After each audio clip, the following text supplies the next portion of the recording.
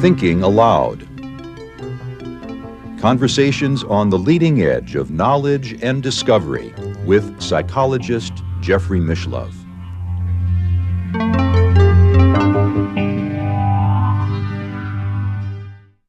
Hello and welcome. I'm Jeffrey Mishlove. Our topic today is high-strangeness and the mind of God.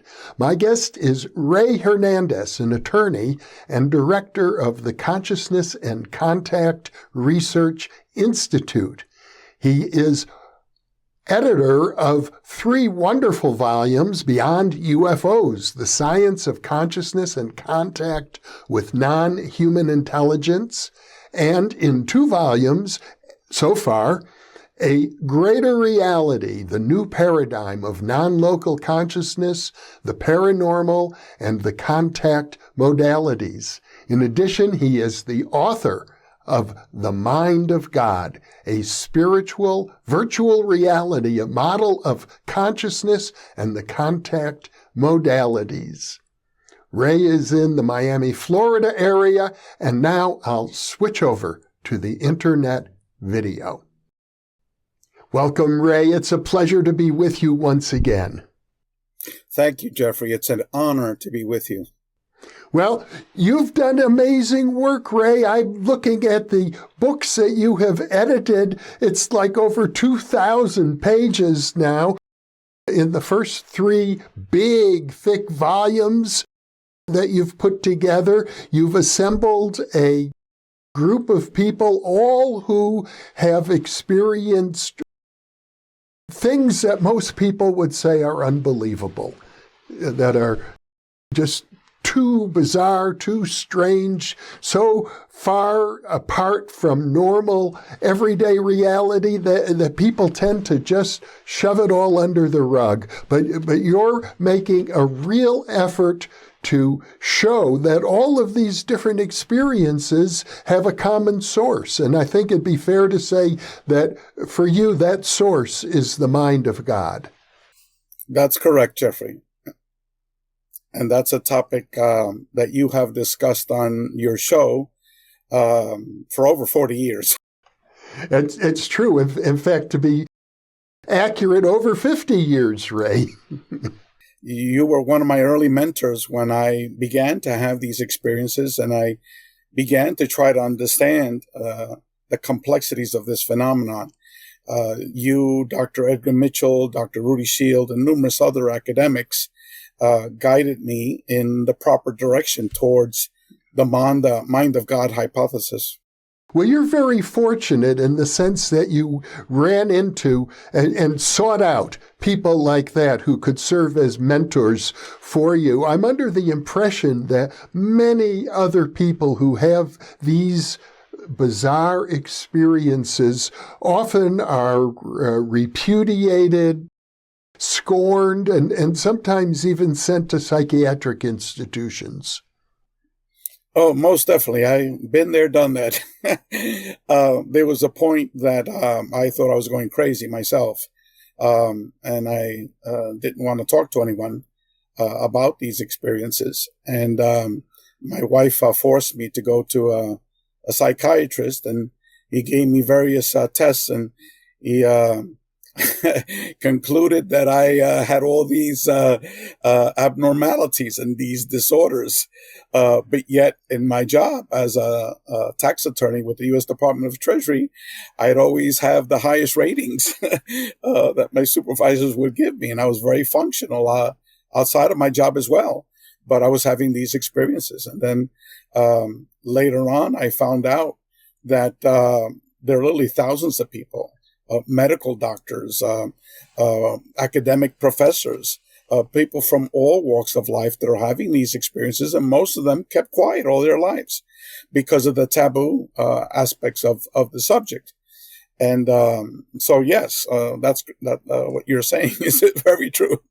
Now, for the benefit of our viewers, I am going to link for viewers who can receive the link. They don't often work with cell phones, but they do work if you have a computer. And I'm going to link to our first interview where you went into great detail about the experiences that you had. So there'll be a hot link in the upper right-hand corner of the screen for our viewers. I highly recommend that people watch that, because I don't think we're going to repeat all of your personal experiences. Are extraordinary. But I will say this, Ray, when I first met you, you introduced me to your good friend Alberto and his experiences, and he was there to attest to them when I met you. They're even more remarkable than the ones that you've had. That's correct. That he eventually became my best friend in Miami. His wife is a PhD psychologist. Their daughter's a PhD psychologist. And they have confirmed that they were witnesses to many of these experiences. So I knew that the entire family cannot be crazy. And also, Alberto's a retired DEA federal agent. He just published a book about his DEA experiences. And he was the person that found out for the first time that the dictator of Panama, Manuel Noriega, was bringing in tons of cocaine to the U.S., and he was he led that group of getting information to show what he was doing. And also the dictator of Haiti, baby Doc Duvalier, as well. And so he published a book, about 300 pages, where he detailed all these experiences. So this is a very serious, incredible person, but you wouldn't have no idea that he was having all these experiences all his life. For example, in one instance, he was drowning, and it seemed as if he was miraculously saved by a wave that came and washed him ashore. It was more profound than that, Jeffrey. As a matter of fact, I've spoken with at least 5 individuals that had very, very similar experiences. He was caught in a riptide. He was brought out into the ocean, and he began to sink because he didn't have any more strength. And so he was all the way at the bottom. And then all of a sudden, he said like a hand picked him up, brought him above in the air. And once he got into the air, then he became unconsciousness, and he was thrown all the way ashore on the other side of a 6-lane road that parallels the harbor of Havana, Cuba. And he was dripping wet, and he just felt himself like boom, thudding on the floor. And afterwards, and he was a teenager, he said he just got up. He didn't even pay attention to what happened. And he kept on with his friends jumping off the bridge into the river that goes into Havana. But it was an absolutely unbelievable experience. But I have spoken with other people that have told me very, very similar experiences. So it's not like it doesn't happen. It does happen, but everybody stays quiet, because who is going to believe them when they tell these stories? And also, as I recall, now I've done several interviews on apports, but Alberto seems to be a focal point for these apport manifestations, objects just materializing. Yes, he has a whole bureau, a shelf, and where you open and close it, filled from top to bottom with these apports. And his wife was able to tell me stories of most of them, how they appeared, where they appeared. Some of them, they were together in the living room watching TV, and all of a sudden, plop, here's this solid gold chain that appears between them, and rings. My goodness. One time he told me of a ring that was, all the other rings fitted him perfectly, his ring finger. This one was a little bit big. So he put it aside. He didn't put it in the shelf. So it was like a few weeks later, he goes, to check the ring. He said, okay, I might as well put it with the other apports. And he tried it on. He was like, it fit perfectly. And he says, like they resized it for him. So, these are just unbelievable stories. And he's had everything. He's had near-death experiences, out-of-body experiences.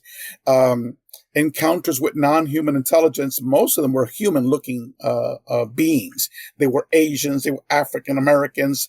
They were the Palladian types. They were a being that looked like Archangel Michael. There was another one that looked like Zeus. It says, well, what do you mean, Zeus? Well, he had a big, long beard. He had a white robe. He was 7 feet tall, very muscular. He looked like Zeus. And he said, Alberto, you've been thinking about death lately. Let me show you what death is like. And gave him a near-death experience right in front of him in his couch. Brought him to another reality, taught him all these lessons, and brought him back.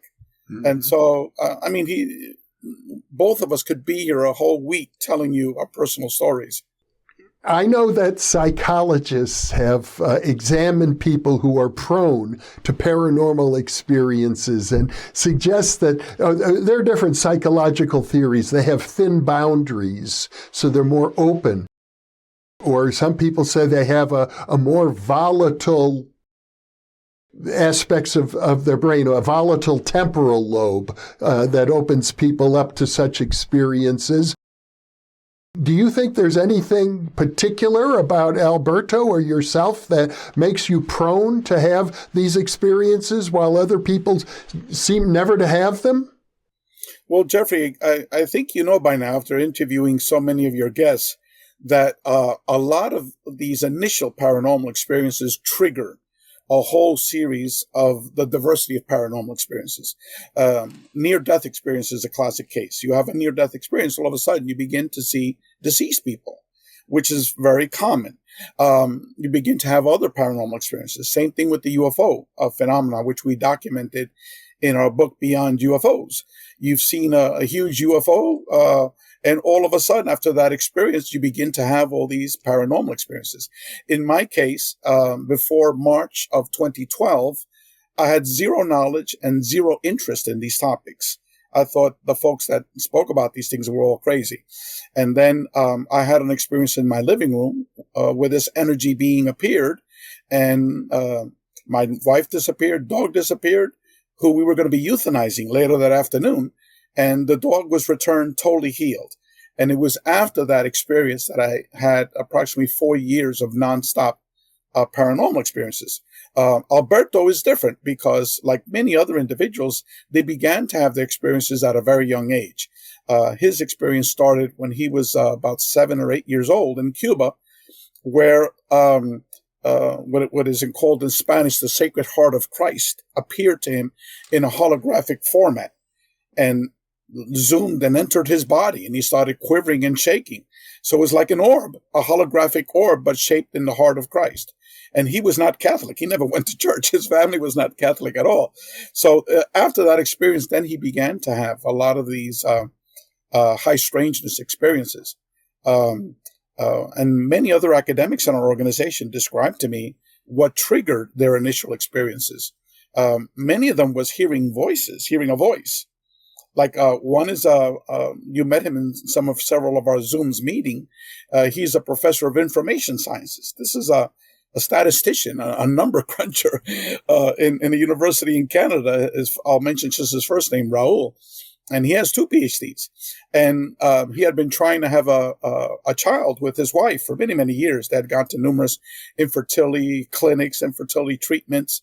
And so a friend of him invited him to a yoga a session. And they were doing these deep breathing exercises, holotropic breathing, I guess is what it's called. And all of a sudden, he heard a voice that said, Raul, don't worry about your wife becoming pregnant. Within 2 weeks, she's going to tell you she's pregnant. Later on, when you do the sonogram, you'll find out it's a girl. And later on, your wife is going to approach you and give her the name of your child. So the man freaked out, okay? He ran out of that place, and like a couple of weeks later, the scenario ensued. The wife told him she's pregnant. They went to the sonogram. It's a girl. And then the wife, Raul, I've been thinking about a name if it was a girl, and then gave him the name. So after that, he then went back to the yoga place with his friend who was taking these yoga classes. And then the voice came back, but now he wasn't scared anymore. He was prepared. And now, almost on a daily basis, he communicates with this non-physical intelligence, which has taught him, tons of mainly spiritual information. And so that's just one story. And in our organization, you've met, via these Zoom calls, many of these individuals. I would say an additional 4 have had very similar experiences. And some of them have gone public with how these experiences started. I believe one is Jeffrey Kripal, and another one is Gary Schwartz. These are, very well-known PhD academics, tenured professors at major institutions. So these things are very common, but individuals just don't talk about it. When you think of the mind of God, as you put it, we're really talking about what many people would call the supernatural. And of course, in philosophy, there's a school of thought very dominant in American universities called naturalism. And that school of thought maintains anything that's supernatural or that purports to be supernatural simply doesn't exist. Therefore, we can ignore it completely. On the other hand, you've got what I might call the dark side of the supernatural. I mean, the experiences you've recounted so far have been, one might say, of an angelic nature, but many people report experiences of this sort that are not as helpful. Well, in volume 3 and 4 of our 4-volume book series of A Greater Reality, these are articles that are written by major experiencers of the contact modalities.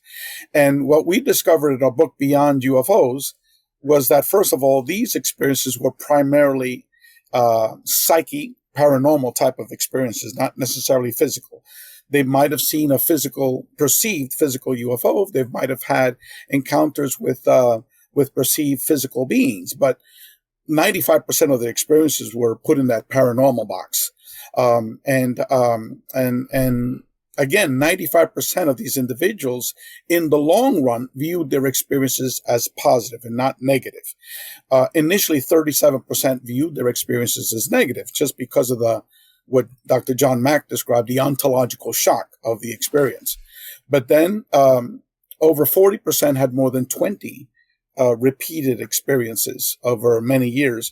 And these experiences were later perceived as benevolent.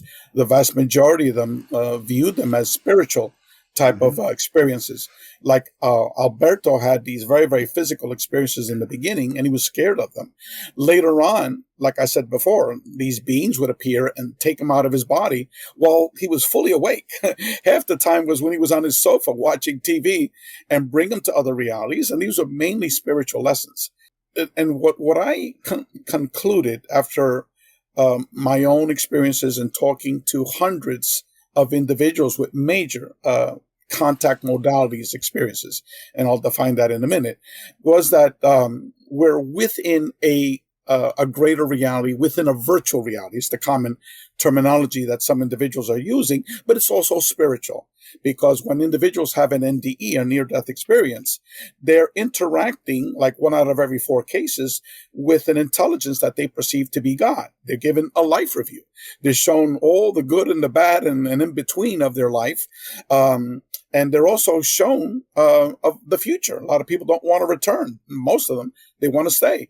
And so they're shown what's going to happen in the future of why they need to come back and return. So it's like they're being downloaded with these Akashic records of information of the past and the present and the future. And so Tom Campbell, who you know, he wrote a paper for our book. It's in volume 1, which is a book that describes his own personal experiences and how he concluded that we're living also inside a spiritual and virtual reality. Even though he doesn't focus on the spiritual aspect as much, but he does touch upon the topic of love. And that's a topic that NDE experiencers and NDE researchers say is the most important lesson of an NDE. Once they go up there, they feel this universal love that's thousands of times greater than the love you would have of your mother. And then also when they're returned, they're told, look, it's not important how much money you have, what religion you are, how famous you are. What's most important is that you need to learn how to love. Okay. So Tom Campbell in his out-of-body experiences learned that lesson. He was given that lesson of the importance of love and also of a greater mind, of the mind of God that exists. So it's not just virtual, it's also a spiritual component of it. So what I did is, in The Mind of God, it's a separate book, but it's actually the introduction to the 4-volume book series. It's an introduction to the 4-volume book series. And what I tried to lay out is several themes. Okay. First of all, I started with a quote of Edgar Mitchell. And Edgar Mitchell, I know that you've met because we've spoken about it in the past. He was just an absolute genius. Mm-hmm.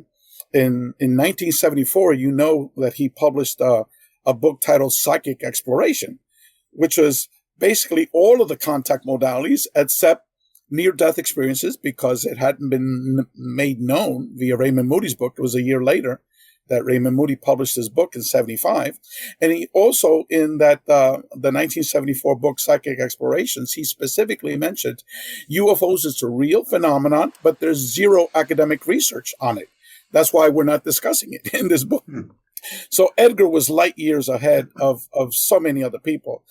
And just for the audience members, I believe he's much more important, not so much as being Apollo 14 astronaut, the sixth man to walk on the moon, and pretty much the major astronaut to talk about UFOs. I think he's much more important because of his work on consciousness and his work with the Institute of Noetic Sciences, his founding it. So I started off with a quote of Edgar, and the quote basically, if I could paraphrase it, states that we as a human species are on the brink of extinction because we are destroying our planet for many reasons. And then in the very beginning, I write that 3 out of the 4 major contact modalities, and let me define it very briefly at this point. The contact modalities is a term that I coined in 2013 because I had an out-of-body experience while I was driving my car.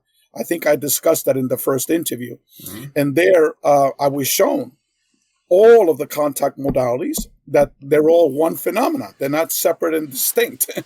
And then it was immediately after that I received an email from Mary Rodwell, and we discussed at 1:30 in the morning. Later that day at 9:30 in the morning, the very next day, I received a phone call from Dr. Rudy Shields, who is an emeritus professor of astrophysics at Harvard. Okay.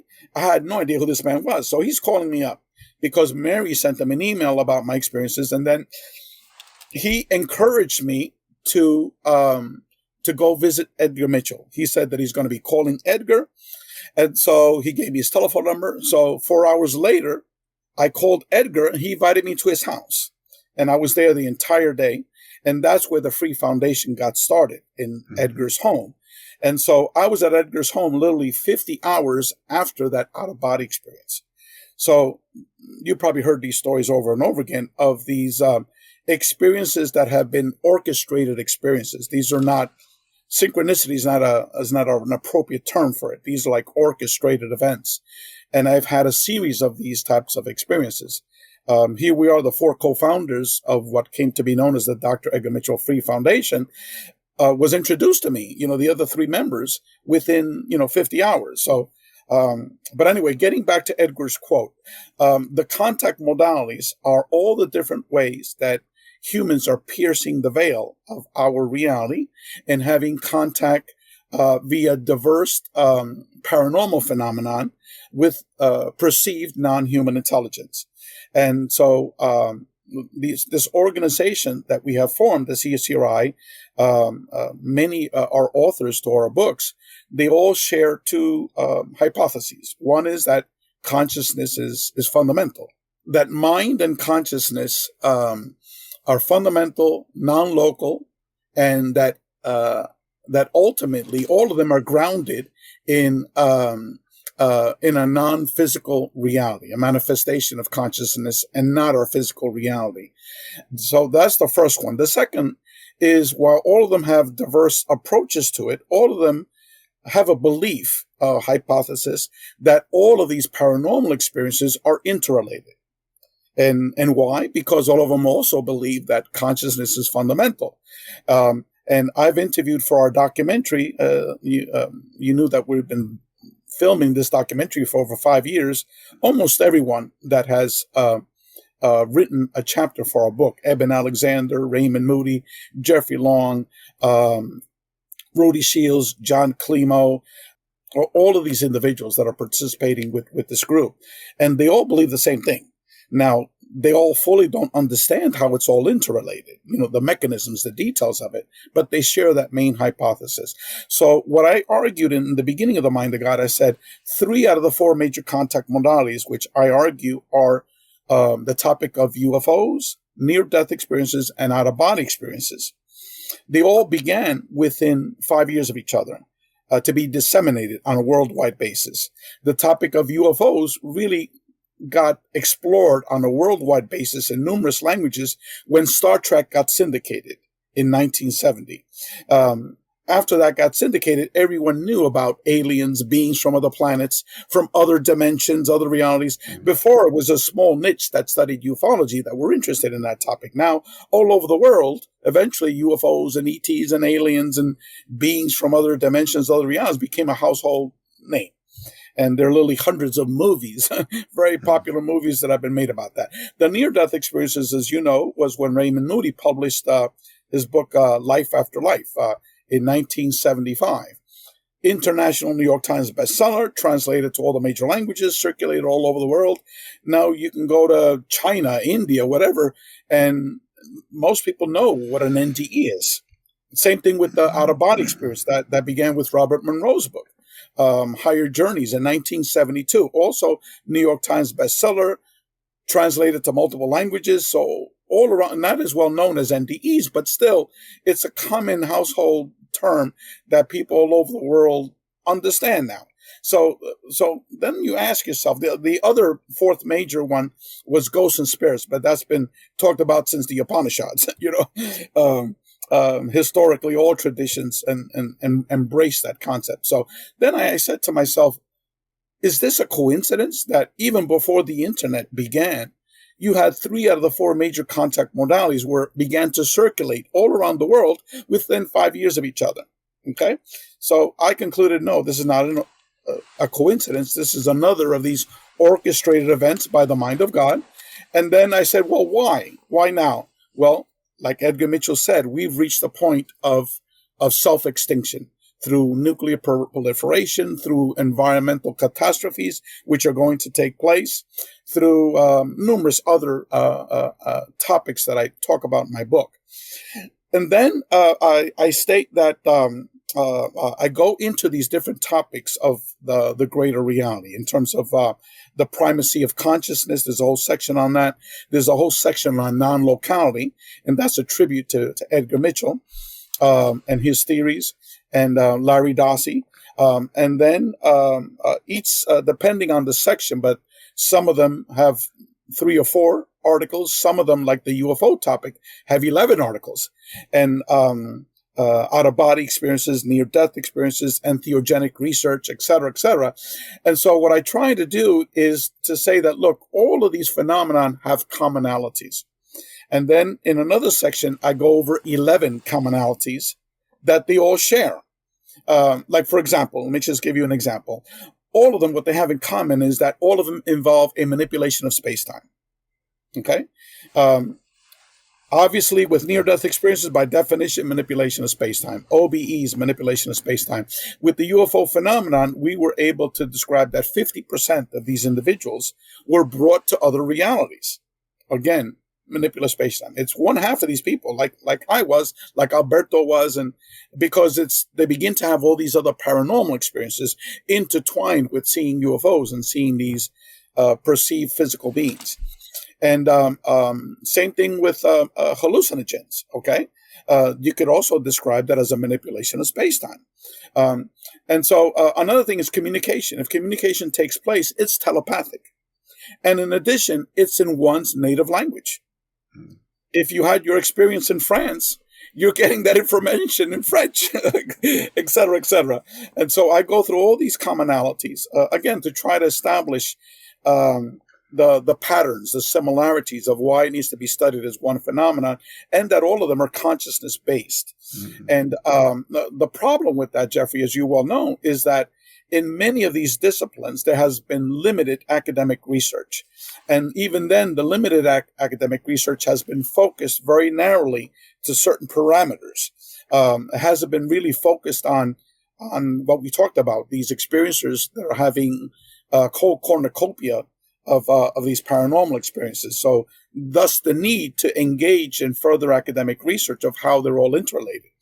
And then what I talk about the topic of consciousness, how that topic has a whole history within quantum physics.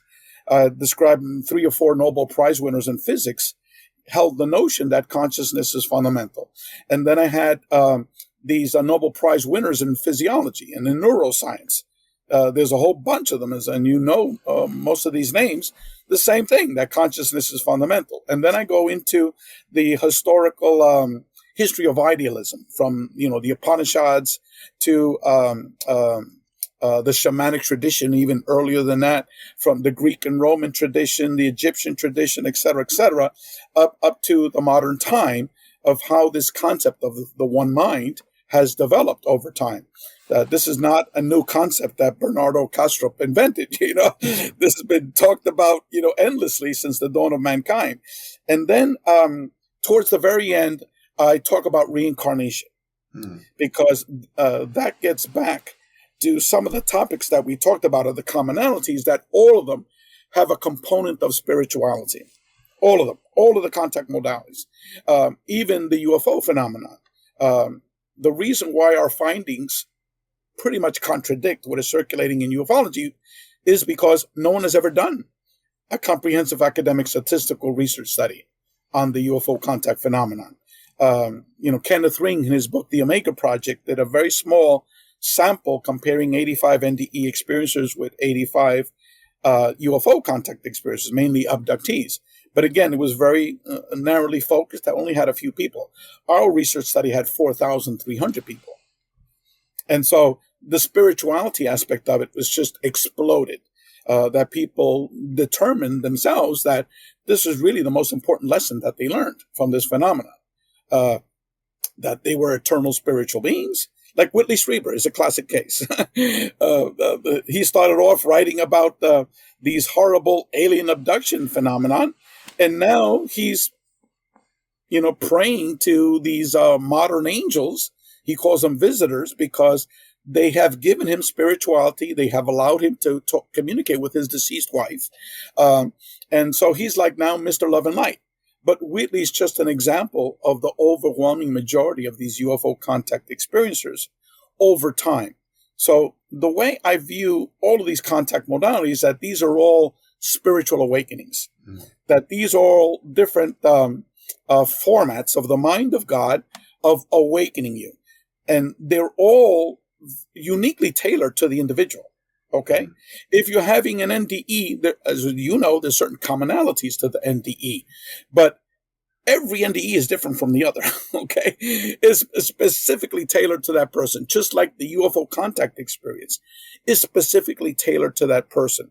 When you go out of your body and you have astral travel experiences, again, they're all very unique, specifically tailored to that person. So the way I interpret it is that humans are being selected one at a time to have these spiritual awakenings. And as a matter of fact, certain researchers call them spiritually transformative experiences. Okay. But I believe that's just one component of it, the spiritual transformation aspect of it. And so what I try to do in this book, also, The Mind of God, is I also presented these charts. I don't know if you remember the charts, looking through them. The charts, one of them talk about the travel of human consciousness up these astral planes. Okay? And also the travel of non-human intelligence. Because all of a sudden, 2 days after you bury your Aunt Sally appears to you in a very physical form, in her favorite Sunday dress. Okay? Similar to all these beings. Most of what we documented in Beyond UFOs, that individuals were seeing literally tens of thousands of different types of beings. And then you say to yourself, are there tens of thousands of physical beings coming from tens of thousands of physical planets interacting with us most of the time for like less than 30 seconds. Okay. Rarely do you have an experience that's more than a minute. Okay. Rarely. And so then you say to yourself, maybe it's a little bit more complicated than a physical being coming from a physical planet. And so Aunt Sally is just one of these manifestations that's appearing to you 2 days after she died. All the beings that Alberto is interacting with, they were all completely different. And so then you could say to yourself that these are lessons that are being taught us. One of the lessons that they taught Alberto, which is 1 out of every 4 people that had the UFO contact experience, mentioned that they were taught lessons about reincarnation. Okay. Alberto had a very direct lesson about reincarnation. This very heavy-set Asian man appeared to him in a warlord dress, like you would see in these paintings, and like Star Trek, materialized right in front of him and communicated to Alberto in Spanish, which is his native language, Spanish, even though he's bilingual. And he said, "My name is so-and-so, and your name is so-and-so. You were my adopted son in a past life." Okay. We fought many battles together. You had 22 kills, and told them all about his life and his life. And he said, if you go to a good library, you'll find my name and you'll find my name, your name. And so Alberto, after it finished, the being disappeared right in front of him. He says, that was a strange one. This is the first Asian looking being I've ever seen, right? And so the next day he had a sword, a big gigantic sword that appeared right in front of him. They took a Polaroid picture of it, and you can't fake a Polaroid. And it was his wife that took the Polaroid, and his wife told me of how it appeared, how it would all of a sudden be in the living room, and then all of a sudden it's in the kitchen, and it only was there for 1 day. The next day was completely gone. Well, guess how many notches that sword had? 22 notches. Okay. So after that, the next day, Alberto goes to the University of Miami library, and he asked to talk to the Asian librarian, the Asian collection, and he gave them the names more or less how it was spelled. This woman knew how to speak Chinese, and found a couple of books that had the name of that warlord. So he began looking through it, and boom, there was his adopted son, his name. Okay.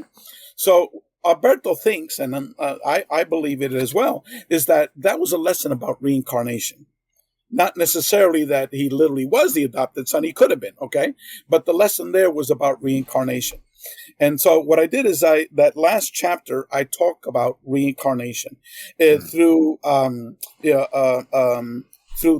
ancient Vedic tradition, through Greece, the Roman tradition, the Jewish Kabbalah tradition. I heard that very powerful interview you had where you spoke about your uncle and his Kabbalist tradition. Well, as you know, they have a whole tradition of belief in reincarnation, huge tradition in it. And then I go into the work of Ian Stevenson and Bill Tucker. Jim Tucker.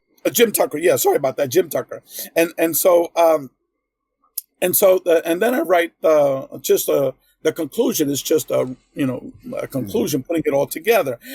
So this is the conclusion to our book that of this topic, that consciousness is fundamental and not our physical reality. Mm-hmm. Number one, and that all of what we perceive as the paranormal, well, internally we call the contact modalities, that they're all somehow interrelated. Now, in terms of the mechanisms and the specifics, what I tried to present was that the concept of the mind of God.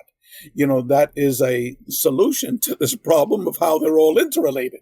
And it's a concept that, Michael Grosso, who's one of the co-editors of our group, professor of philosophy for over 40 years. He worked with the folks at the University of Virginia for many years.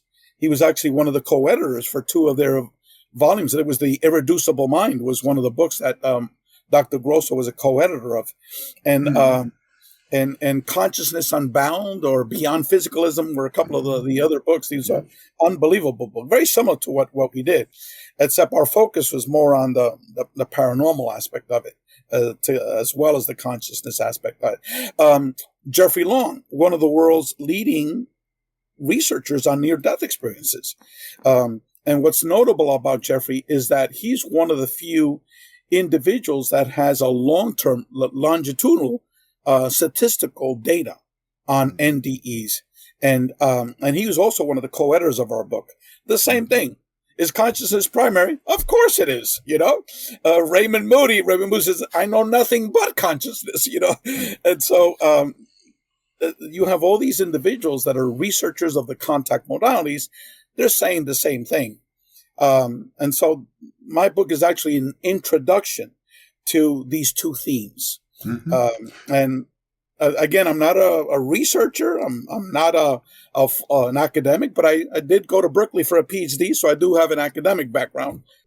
You refer in the subtitle of your book, The Mind of God, to the idea of virtual reality. Now, many people would think virtual reality, it has something to do with the Oculus putting on this headpiece and seeing things in 3 dimensions that don't exist in our normal 3D reality. It's as if we're in a video game. People use that as the metaphor for virtual reality. How do you see it? Well, that's the problem with that terminology. The problem we have is the terminology. How are you going to define this thing? And virtual reality is commonly used from a computer science component of it, that you're inside a video game. And The Matrix even, further defined that. The movie The Matrix series. The way I introduced it in my book is, I said, if you could think of a Russian doll. Okay. In a Russian doll, you have this little tiny doll and you could fit it inside another doll. Both of those 2 dolls, you could fit inside a third doll, et cetera, et cetera. Before you know it, this is big, fat Russian doll and you have 8 other dolls inside of it. And so the way I personally view it is through the hierarchies of the contact modalities. For example, I define the terms out-of-body experiences and astral travel experiences differently. They're usually associated as one integrated phenomenon. Same thing with like clairvoyance is part of that genre of your consciousness going to another location you're seeing, But the way I sort of redefined the term is that out-of-body experiences I'm viewing as your consciousness is outside of your 4D reality, but you're still interacting with your 4D reality. You're seeing your body underneath you. You're going to your daughter's bedroom next door. You're going to see your aunt, which lives 2 blocks away. You might be going to the other side of the moon, like one of the pioneers of remote viewing, I forgot, Ingo Swann, okay? But the point is that you're still interacting with your physical reality, okay? Now, and I call that reality there the 5D reality, just to give it a name, okay? Of where these physical out-of-body experiences occur, where you're dealing with the physical reality. Now, a lot of individuals have what is called astral travel experiences. They're piercing that 5D reality of an out-of-body experiences, and now it's almost similar like an NDE. It's almost an infinite number of realities that they're interacting with, almost an infinite number of higher forms of intelligences that they're interacting with. Many times, the overwhelming majority of the time, they're good, benevolent. Other times, they're negative experiences. And so it's these major astral travel experiences that are really a very powerful researchers about the nature of our reality, the nature of consciousness.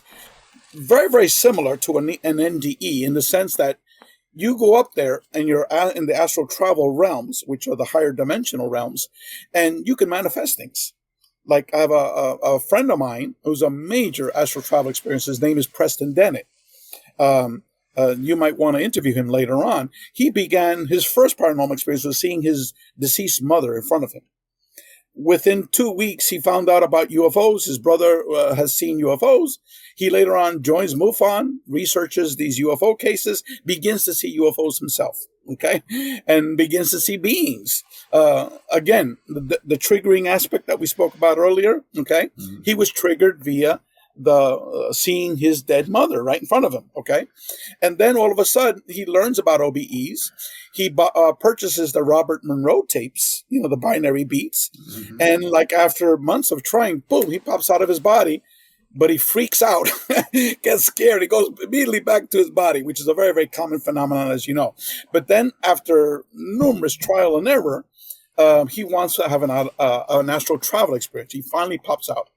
And so he pops out back and forth. And so once he's learned to control the astral travel aspect of it, first thing he does, he yells out, "Mama!" And guess what appears? What manifests itself? His mother. Okay. So all of these experiences, also the contact modalities, involve this aspect of manifesting a reality or an experience, just like a near-death experience. Okay.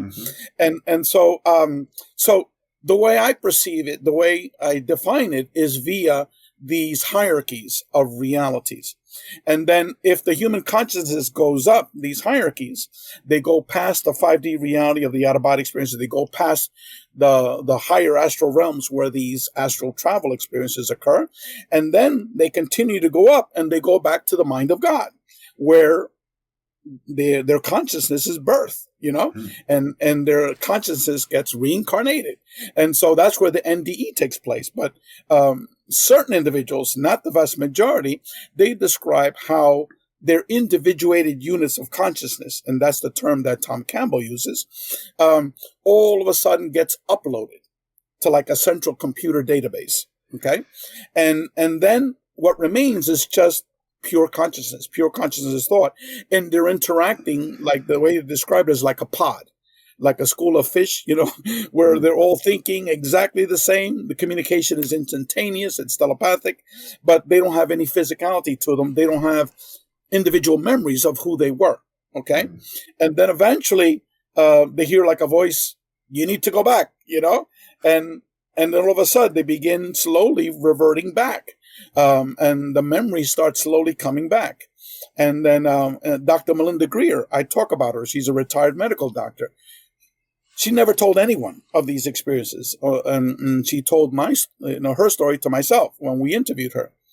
And she talked about that experience, how Dr. Melinda Greer, the essence of that consciousness, was uploaded to like a repository, which some people might call the Akashic Records, whatever it was. So that's how I describe that human consciousness can travel up this hierarchy, but also non-human intelligence can travel down as well and can travel up. And so I put the topic of UFO beings with a question mark. Maybe they're in this 5D reality where the out-of-body experiences occur, because people perceive them as very, very physical. People are interacting with them. People are the vast majority are taking astrally to another realm that people perceive as a UFO ship. Okay. Now there's still questions associated with that. What really is going on? So that's why I put it a question mark. Is this one of these bridges between physical and non-physical? And I put it in that 5D category. Now, other individuals, as you know, they'll call it a quantum hologram. Jude Curvin, Edgar Mitchell, they use that term to describe consciousness via holographic terminologies.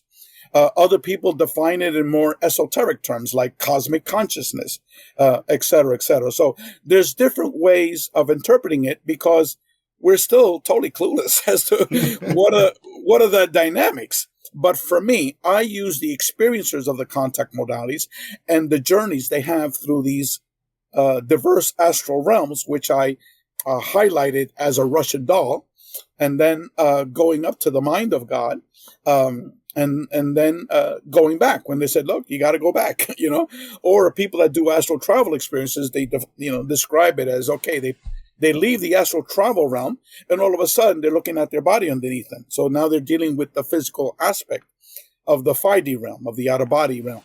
and then boom, they go back into their body. So it's like a transition going up and a transition going down. So that's the way I'm able to illustrate it for others to try to. Well, that's a very articulate explanation, Ray. Thank you for that. Let me go back to your story about Whitley Strieber and how, as the author of the book Communion, which was a bestseller, he suggests that the visitors who came to him included a deep spiritual experience for which he's been grateful throughout his life. And yet, that experience originally included, as he describes it, an anal probe. And the anal probe was so detrimental to his physical well-being that to this day, decades later, he still has to use special ointments because it damaged his anal tissues. So how does that fit into the idea of the mind of God? Well, as I said before, the UFO contact phenomenon fits this special niche, okay? As J. Allen Hynek, was confused by it. Jacques Vallée was confused by it. It's both psyche and physical, okay? And then how do you merge this concept of psyche and physical? Dr. Kreipel speaks at length about dual aspect monism, how when our consciousness gets rebirth into this physical reality, it's split into two, the physical aspect of consciousness and the psyche aspect of it. So, what I was alluding to in my book is that the UFO contact phenomena might be this bridge that we certainly don't understand, okay? That this intelligence almost certainly is not physical based. That it comes from this multi-dimensional reality, but it could have a physicalist aspect to it. That whatever this intelligence is also can manifest itself in a physical form and engage with us in a very physical form. Like one experience that I always forget about it, okay?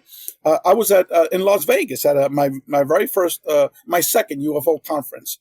And so I went with a friend of mine from Peru, a major contact experiencer, okay? He started calling down UFOs at the time of Sixto Paz in 1974, even before Sixto Paz, because it was his uncle had also studied the silver mine learning method, began doing automatic writing, and then all of a sudden go to this Chilca Desert, this location, and we will be there Sunday at 12 midnight, And so the second time his uncle heard that, he went out there and he saw his very first UFO. That was 74, even before Sixto Paz. So this man has had a long, lengthy history of these types of engagements. And then physically, they would also appear to him as well. His first name is Giorgio. So anyway, we went together. He was also from Miami to that UFO conference. And so one night we were getting dressed. We were putting on pajamas and he goes, "Ray, they're here," And I was so tired. I said, "Giorgio, tell him I said hello," okay? So the next morning, I woke up with a perfect equilateral triangle right here in my the top of my hand, okay? Ruby red, dark. Now, I was there showering. I really didn't understand the consequences of that, and it wouldn't come out. And though the whole day I was at this UFO conference, and if you've ever been to those, it's like half the people are experiencers. And I didn't tell anyone. It was only the second day, and by then, half of it had disappeared. And then I was at this session where contactees go to in the morning to talk about their experiences. And this woman, Yvonne Smith, said, "Has anyone had any UFO contact here?" And so nobody raised their hand. And so I sheepishly said, raised my hand. And I said, "Well, Giorgio was a witness to all of this. He saw it all." And I said, "And now it's like faded halfway, but you could still see it, It was now it's like light pink, but you can still see the perfect equilateral triangle." So there is a physical manifestation to these things. And for everybody, it's all differently. A different aspect of the physical manifestations. Other people, very common is they see three triangles, like almost like an equilateral triangle, like that's carved out in their skin. Within 3 or 4 days, it's all perfectly healed. So in terms of the UFO conference, I'm as befuddled as Jacques Vallée. All I can conclude is that this phenomenon is a consciousness-based psychic phenomenon, but the quote-unquote beings that we're interacting with might be these multi-dimensional, hybrids that interact between these two realities. Again, hypothesis that many individuals have, but at this point, we really don't know. Well, you know what, Ray, since you bring up the fact of a red equilateral triangle forming on your hand, I don't know if it's visible here. I'll hold this up to the camera. There's one on my hand right now. So I guess we belong to the same club. No, it's these cases that you, for example, I was on a Zoom call with an individual that had gone to Peru to, call down UFOs and his spiritual journey. A lot of people go to Peru, right, to the mountains. And so while he was up there, the next day he woke up, I was telling him that story, and the man was freaking out because I've never heard of anyone else that had the same exact thing that happened to me. And I said, how long did it last? Did it go away? She said, yes. By the third day, it was completely gone, And so there are other individuals, but what it is that a lot of people just don't talk about these things, similar experiences. But basically, with these two books, well, first of all, I want to tell folks that the first book that we did, the Beyond UFOs, the reason for that, okay? Edgar was not necessarily into the physical aspect of the UFO phenomenon. He knew through Waswell the stories that he heard from a lot of people that were there. He's heard other stories from many other experiencers, but he was more interested in the consciousness-based aspect of the phenomenon. And when I first had my experiences, and eventually they became UFO related, because I began to call down these mainly were light apparitions, very huge, gigantic light apparitions. And so then I tried to research what had happened to me, and I couldn't find anything on it, especially academic literature on it. And so when that experience occurred with that out-of-body experience, and I was put in contact with Rudy and Edgar and Mary Rodwell, this researcher who had worked with experiencers for over 40 years. All of a sudden, it was Saturday morning, I left Edgar's house not knowing what I'm supposed to do. He said, look, Rudy and I already spoke. We'll be your scientific advisors. We have this organization called Quantrack, which is filled with tons of PhD physicists. And they were working with Edgar for many years to research the physics of zero-point energy. And Hal Puthoff was one of the members of that group. And I don't know if Eric Davis was one of them as well, but it was all of these PhD physicists. And so we can get them to help us to what was your mission that you were given. Okay. And so I was thinking in my head, this man is a lunatic. He's crazy. What the hell is he talking about? And so I realized later that, he was as crazy as a fox. This man was a genius, together with Rudy Shields. But at that point, when I left his house, I had no idea. So that Saturday morning, like two days later, I woke up and I had a whole outline of what needed to be done, where I was totally clueless of it. And what it was that if all of these paranormal experiences are interrelated, okay, there's lots of information on near-death experiences.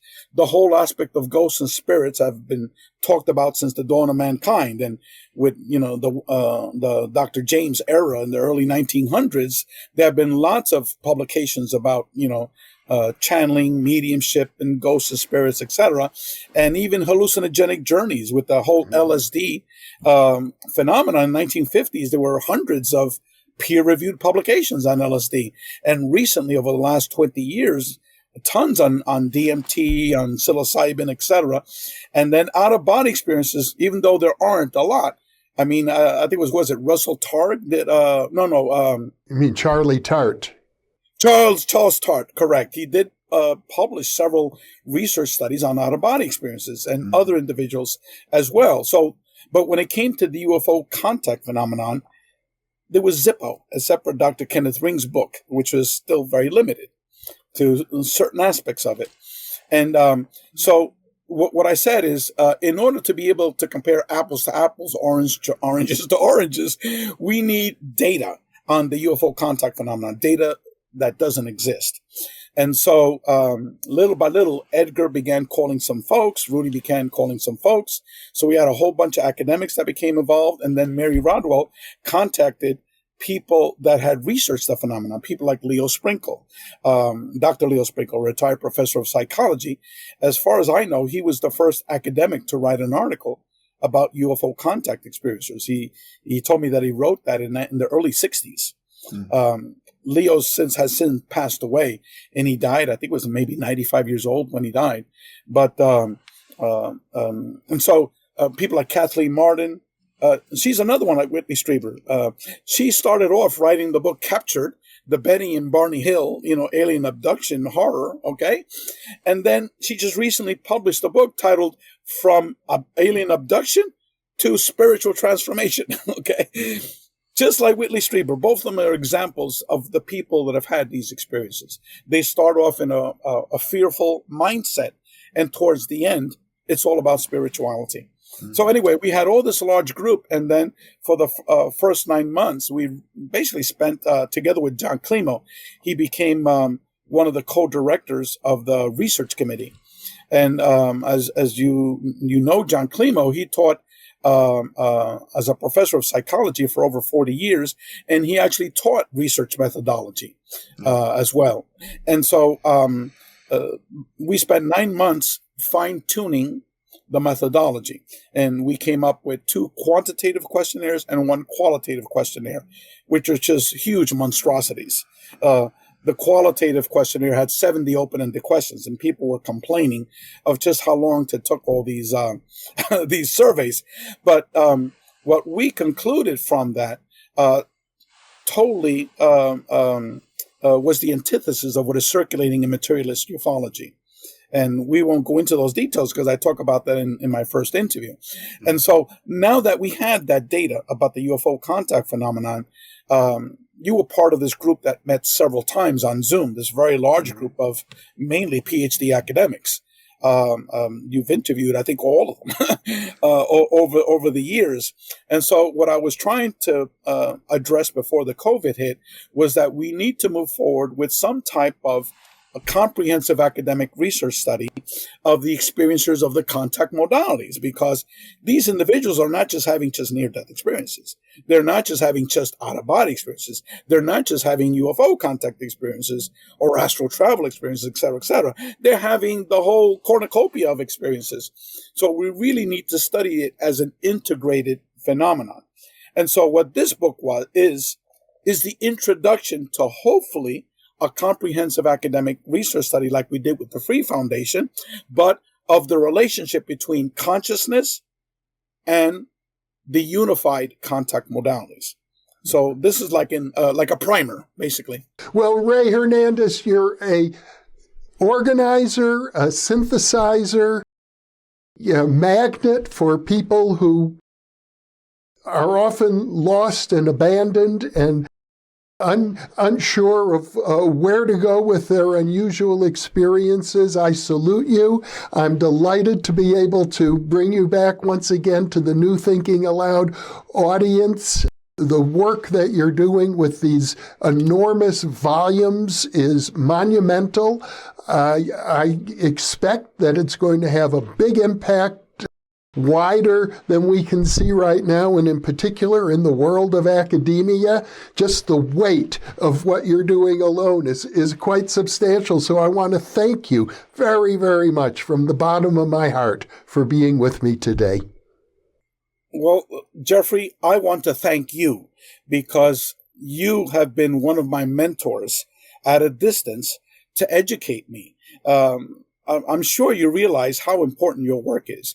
It really is foundational for individuals to get educated on the complex nature of our reality, particularly in terms of the nature of consciousness, because you've approached it from so many different facets. And you've been very open to all of these facets because they're all interrelated. And so you, Edgar Mitchell, Rudy Shields, Dr. John Climo, all have been my mentors. And I also want to thank you, Jeffrey, for the importance of your work. And so I have much gratitude to you. Well, it's always been a joy for me from beginning to end, Ray. So once again, thank you for being with me. And for those of you listening or watching, thank you for being with us.